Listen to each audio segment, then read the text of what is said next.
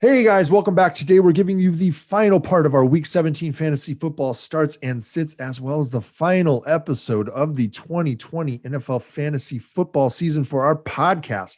We're here to help you make all the right decisions on who you should have in your lineup, who you need to sit, and who's going to break your heart if you make the wrong move. Let's start this fantasy football podcast right now. Happy New Year.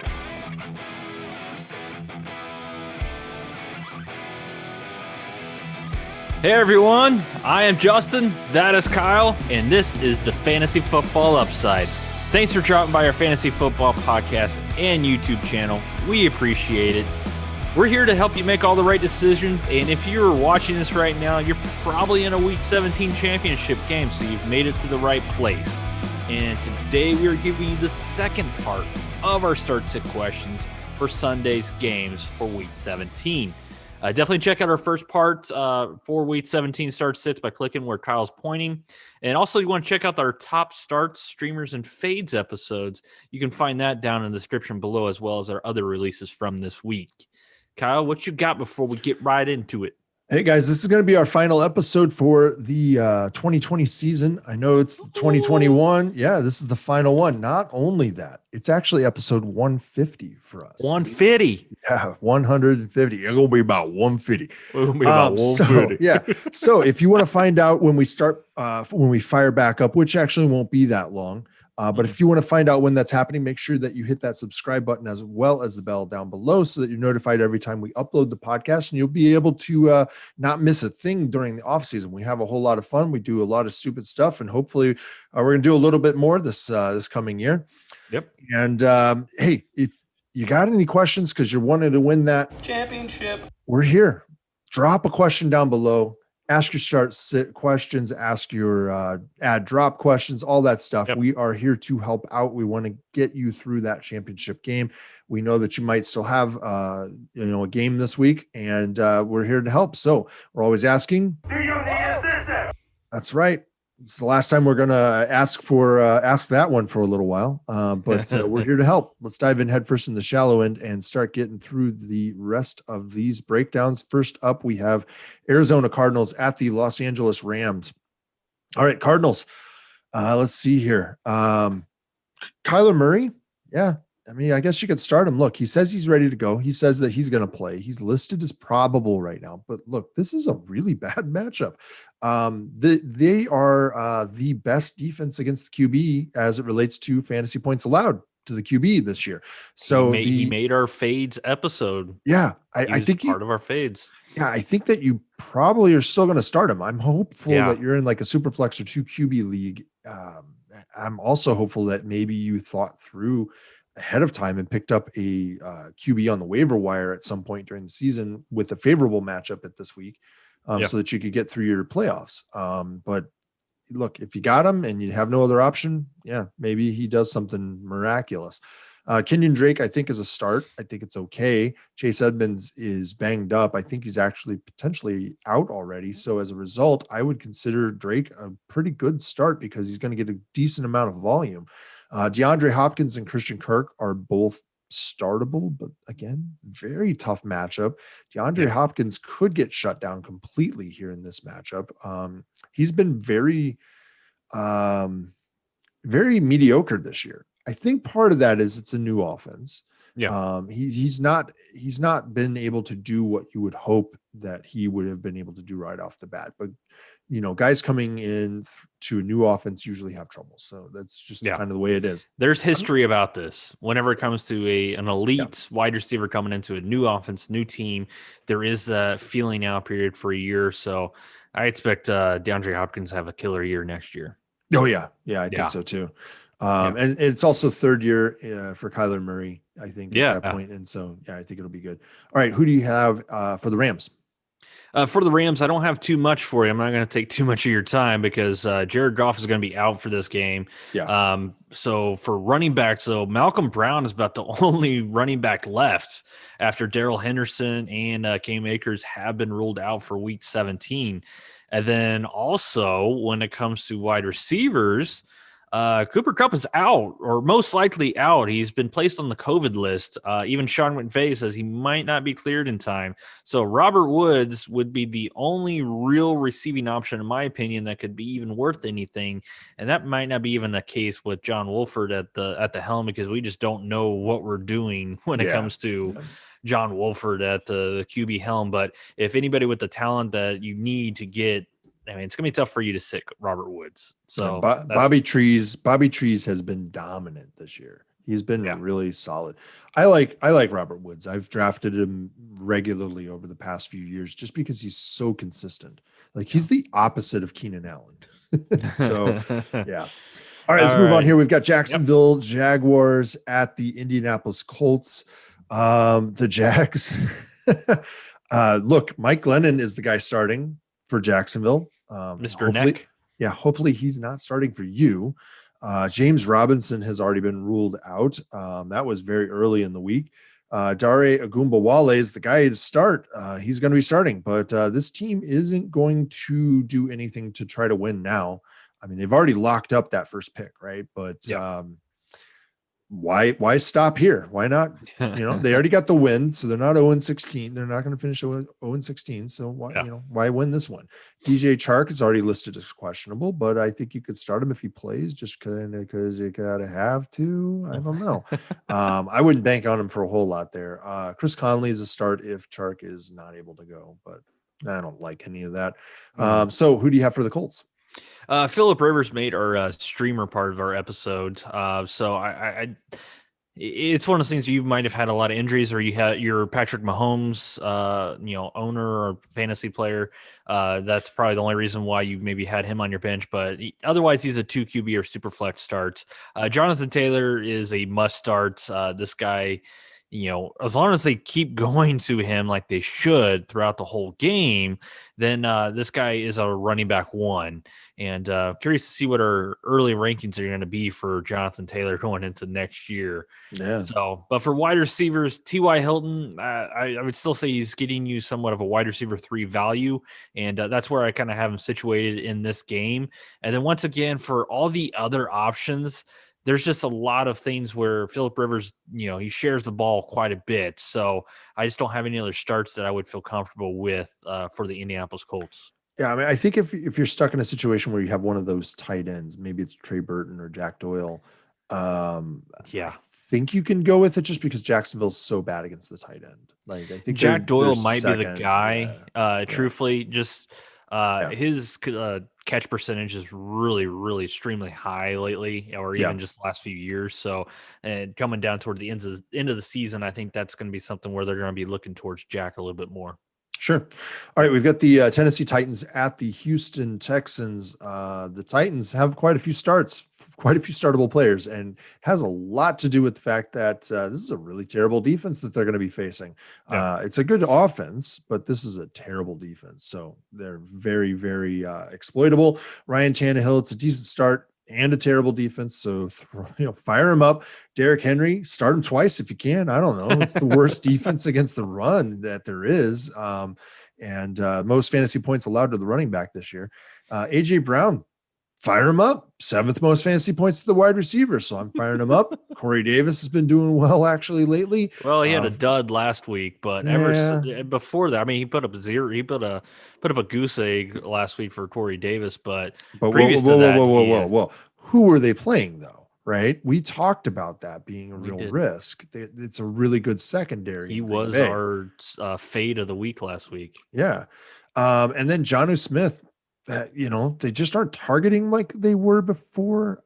But fire him up. Yeah. This defense is just trash, just absolute trash. I mean, JJ Watt's calling everybody out. Like, that was a really good There's talk that he's going to be moved in the offseason.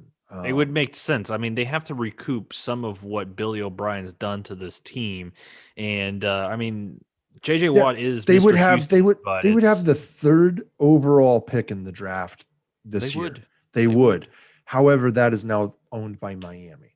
Yep, it sure is. Yeah. It's one of the few ones where a team is going to make the playoffs most likely, as well as get a top 3 pick in the I think it's following the track. first time in First 20 time. years that they've gotten it inside of the top 10, that a team made the playoffs and had a top 10 pick. Yeah. I mean, Smart. it's just so stupid. Good job, Billy B. Yeah. Alrighty, for the Texans, though, Deshaun Watson is a start. I mean, this guy is playing like an MVP. It's just he's on a terrible team. Yeah. So he might get some, courtesy votes for the MVP just for what he's done. Yeah. But David Johnson, Tennessee gives up the 7th most points to running back. I feel pretty confident in starting him. He actually just eclipsed 100 yards last week, only on 12 carries. So does he have AJ Dillon thighs? No, but I mean, he's well, I don't know. But Brandon Cooks, I mean, for all the things that we keep wanting to get out of Brandon Cooks, last week was the first wide receiver 2 or better game that he's had since week 9. Yeah. You know what I mean? Like it seems like we're always waiting. Everybody's always waiting for Brandon Cooks. Oh, this is the matchup. This is the matchup. It's one of those things where he needs to get double-digit targets for him to be valuable because he just does not catch touchdowns. But Kiki Cutie is a guy that would be a flex only, and I would prefer a better option. At least this guy's catching touchdowns compared to Brandon Cook. So that's what I have for Houston. But what we got? We got Las Vegas Raiders going against the Denver Broncos. Yeah. What do you got on the Raiders? The Raiders just win, baby. You know what? I think you could fire Derek Carr up. Look, it's not a bad start. He's been a bit dinged up since he got his, he had a groin injury 2 weeks ago. But he's been putting up numbers. He got back in against, I think they were against Miami last week, and he was actually throwing pretty effectively. Now, his numbers were goosed a little bit by Aguilar's just dominant 85-yard catch at the end of that game, and the fact that nobody was playing defense during the last 4 minutes of that game. Josh Jacobs, it's a mediocre opportunity, but he hasn't been throwing down numbers like he did during the first half of the season. So this is a half dozen of one, 6 of one, half dozen and another. I don't know. I think if you got him, you got to fire him up. There's nothing you can do about that. You overpaid for him probably to get him. Nelson Aguilar, look, he's performed well against tough defenses all season long, and this is a pretty tough defense against the pass. If you go through and you actually look at the games that he's done well in, for the most part, I would say about 75% of it was against tough defenses. Jaron Waller, can't sit him in a matchup at all, even though this one isn't ideal. I think you still have to put him out there. He's been just flat out dominant. I mean, you can't really rely on anybody in the passing game except for Aguilar and Waller, and Carr's got to get it done somehow. So that's where I'm going. Who do you have for Denver? For Denver, I mean, I look at Drew Lock as just a 2 QB or super flex kind of start right now. Him and Carson Wentz are leading the league right now with 15 interceptions, and they both have missed time. So good job, guys. Way to go. Way to lead the league in something. But for running back, Melvin Gordon, I mean, I would say he's probably just a running back 2 and a middling one at best. I mean, he's playing the majority of the snaps, seeing as though Philip Lindsay was finally put on IR for an assortment of ailments. And then wide receiver, Jerry Jeudy put up 15 targets last week, but he didn't really give you that much production off of those 15 targets, but that still can't be ignored. So I would say I would fire him up. And then Noah Fant, you're going to fire him up as a tight end 1. It looks like he's finally recovered from the ankle injury that's been hampering him all year long. And I think he's been trying to finish in as a top 8 tight end for you the last few weeks. So I would still feel pretty confident in that start. I mean, the Raiders defense is not so good. So yeah. All right. Next, we've got the Los Angeles Chargers at the Kansas City Chiefs. For the Chargers, Justin Herbert, look, it's a crapshoot right now. I would start him. And here's why. Look, Kansas City is already sitting a bunch of people on offense. They've already disclosed that. We don't really know what that means for this defense. They probably will try to sit a bunch of those guys too, but they may keep them going to start the game at least a little bit. So we'll see what that actually results in. I think you're going to fire up Eckler and you're going to hope for the best there. But this is a pretty stout defense. They're pretty solid. Keenan Allen right now is listed as doubtful, and it's the best defense against the wide receiver as related to fantasy points allowed to the wide receiver this year. So probably should sit no matter what, in my opinion. Like even if he's able to go, I would probably put him on my bench. I wouldn't want him out there. Yeah. Mike Williams, look, it's a bad start, but if Keenan Allen can't go and you're in a situation where you're considering Mike Williams, maybe it's a sneaky play. And part of that relates to the fact that I think that some of these guys on this defense are going to get sat. You have a truly dominant secondary. So why would you risk those guys' health going into the playoffs? You probably wouldn't risk it too much. No. So I think that the passing game does open up as the game moves along, and guys who are going to benefit are going to be primarily Mike Williams and my next guy who is also a start, and that's Hunter Henry. And look, it's not a bad start. Kansas City's allowing the 9th most fantasy points to the tight end. And like we said before with the Bears, there's really like one completely exploitable aspect of the defense, and that is the tight end. And so you know where the ball has to go to create production. So it's going to be Hunter Henry. I think it boils down to Hunter Henry, Mike Williams, and Austin Eckler in the passing game, and that's about it. Yeah.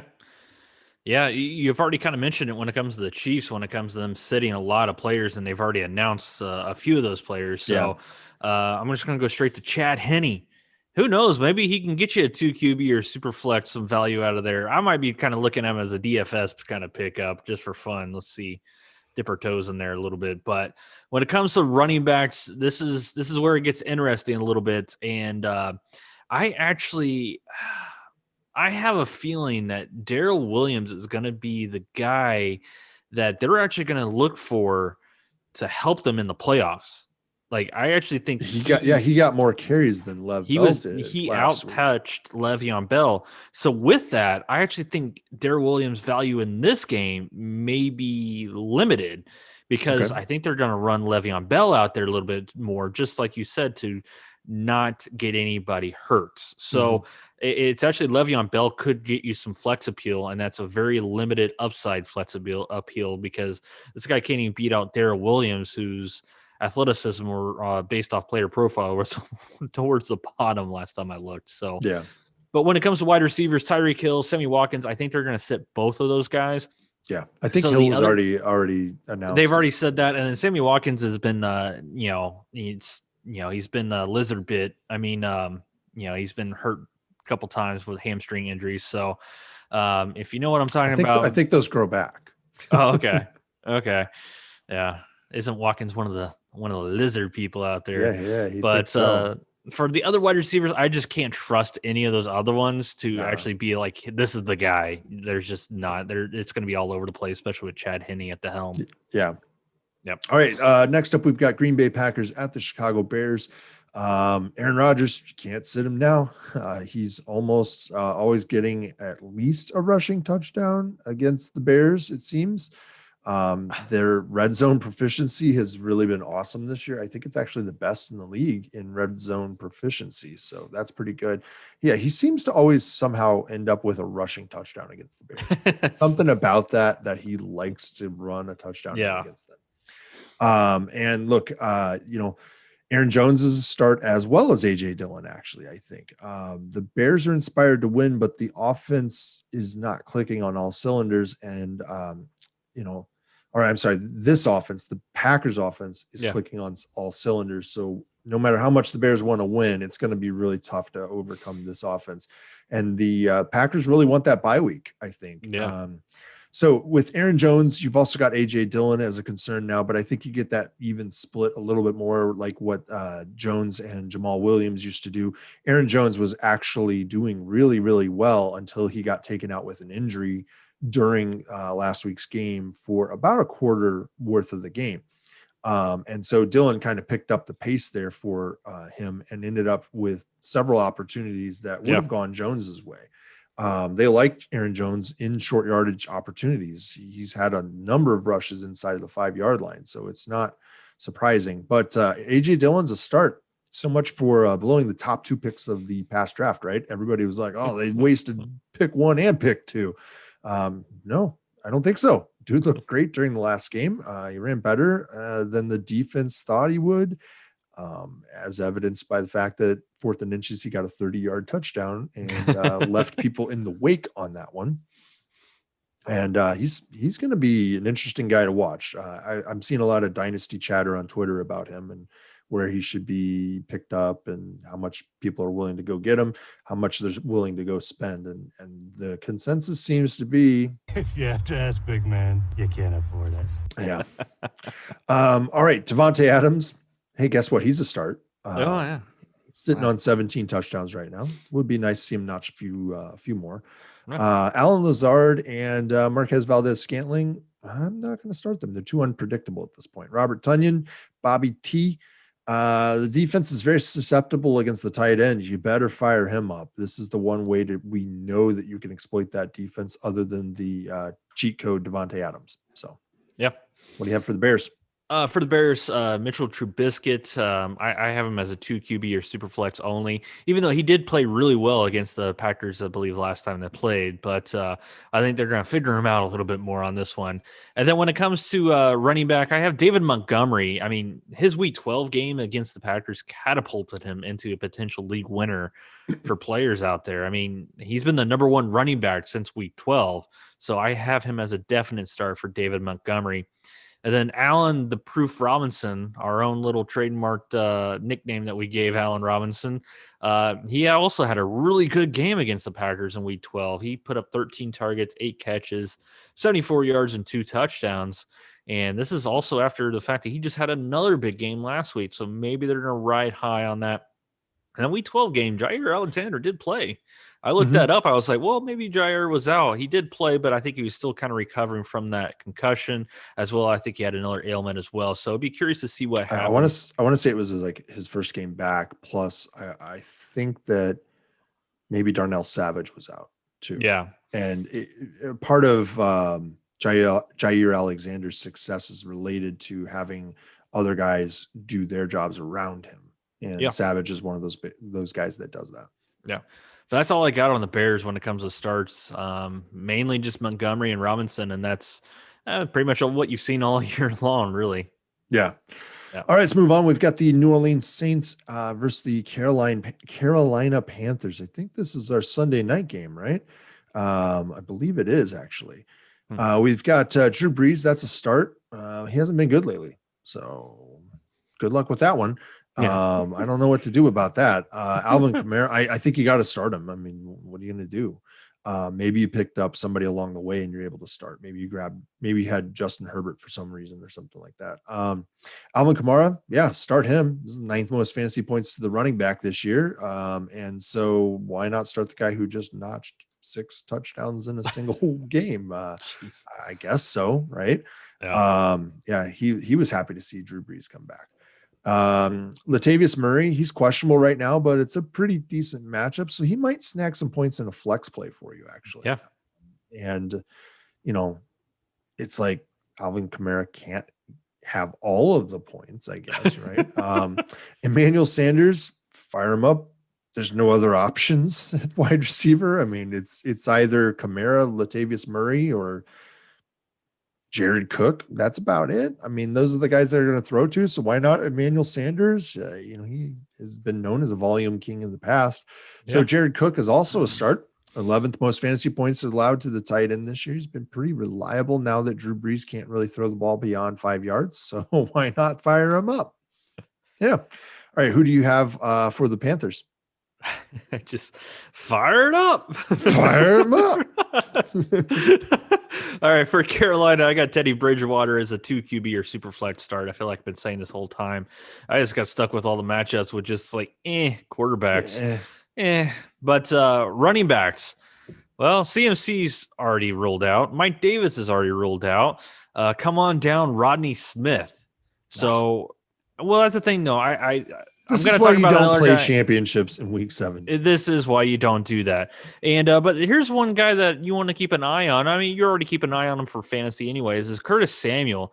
I mean, the guy does have quite a bit of boom or bust in his game, but I mean, he has taken quite a few carries in the backfield. So I think this is another one where you might be able to see just a little bit more. And, Matt Rule, Ja Rule might get a little frisky and see what else he can do with Curtis Samuel back there in the backfield, because it's not like we're really going to help them or hurt them at all in this game. Yeah. But DJ Moore, he's going to finish as, I think, a top 15 wide receiver. He's just kind of accumulated stats. And, he may get the Marshawn Lattimore treatment, but he still has quite a bit of talent to get you some points. Robbie Anderson is a guy you want to keep an eye on his practice participation for Thursdays and Friday practices, because he was out for one of the, I think Wednesday he was out. So, and he would still only be kind of a flex only. And it's another one of those Keenan Allen type guys for you. He's just going to accumulate just enough points at the end of the season. Be like, oh, this guy finishes a low end wide receiver 2, high end wide receiver 3. But you couldn't trust him at all. 4 wide receiver 1 weeks, and the rest of the time he wasn't playable. Exactly. Like boom, boom, boom, boom, and then everything else is a bust, and it results in a wide receiver 2 for the season. Yep. Yeah. All right.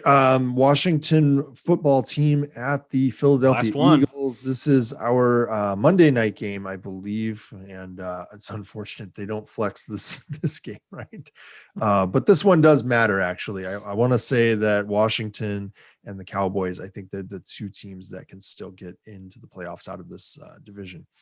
Dwayne Haskins, just want to mention, he was cut and went unsigned off of the waiver wire for the league. Alex Smith, they say that he's healthy enough to play, actually, but Taylor Heineke has been getting the first team reps. Heineke.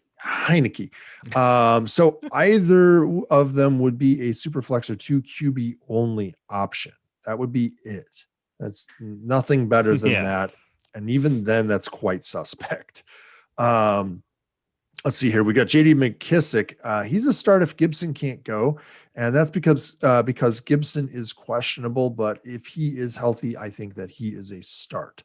Yeah. So it's one of the two. If Gibson's healthy, play him. If he's not, then play McKissick.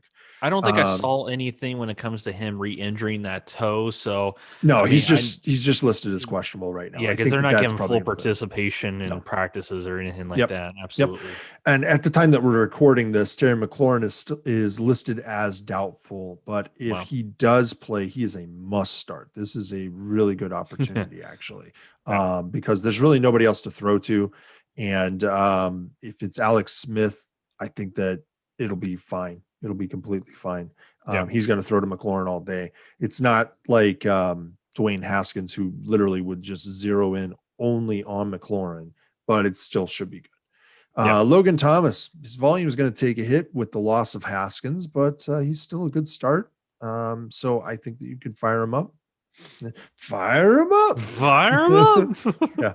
What do you have here on the Eagles? For the Eagles, Jalen Hurts. I mean, this is a tough matchup going against the Washington football team. I mean, for all the faults of the Washington football team, they still have had a really good defense. But you're not going to sit him because he still has a great rushing floor, and that's one of the biggest things that makes him very fantasy relevant and valuable.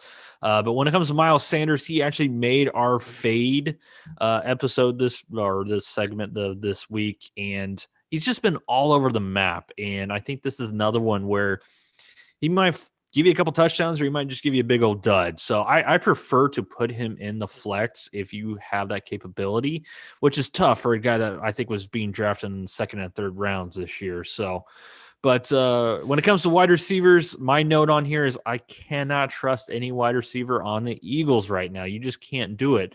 The only person that is pass catching that you can semi-trust is now Zach Ertz.